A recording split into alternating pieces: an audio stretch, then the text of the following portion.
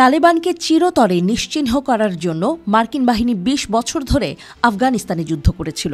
সেই তালেবানকে মিত্র হিসেবে গ্রহণ করতে যাচ্ছে রাশিয়ার প্রেসিডেন্ট ভ্লাদিমির পুতিন। কি ঘটছে আফগানিস্তানে? কেনই বা এই কৌশল পাল্টাচ্ছেন পুতিন? মার্কিন বাহিনী আফগানিস্তান থেকে বের হওয়ার পর একাধিক প্রশ্ন উঠেছে।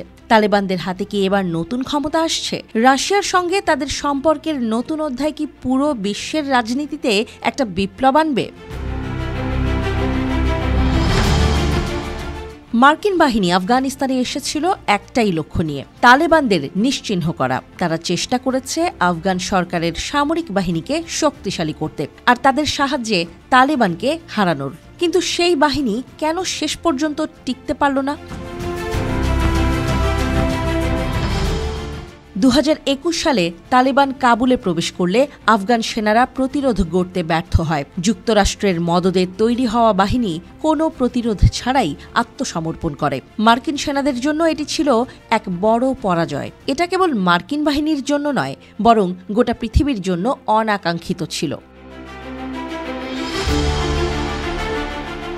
একদিকে ছিল ভয়াবহ যুদ্ধ, আরেকদিকে ছিল আফগানিস্তানের অর্থনৈতিক দুরবস্থা। কিন্তু এই ৩ বছরে তালেবান ক্ষমতায় আসার পর কাবুলে নানা পদক্ষেপের মাধ্যমে অর্থনৈতিক উন্নতি হয়েছে। পুতিন কি তালেবানকে মিত্র হিসেবে গ্রহণ করতে যাচ্ছেন?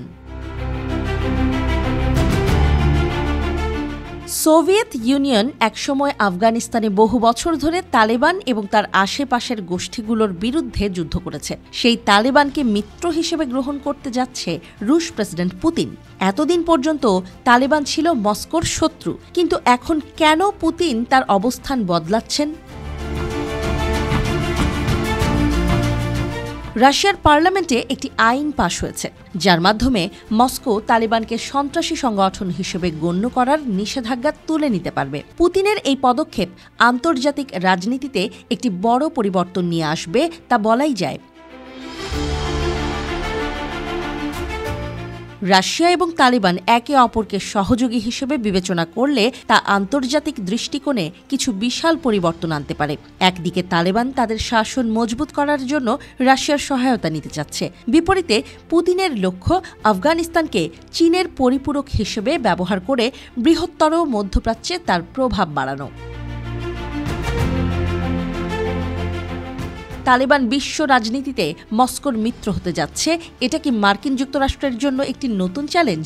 বিশেষ করে পুতিন ঘোষণা করেন, সন্ত্রাসবাদের বিরুদ্ধে লড়াইয়ে তালেবান এখন মস্কোর একটি মিত্র।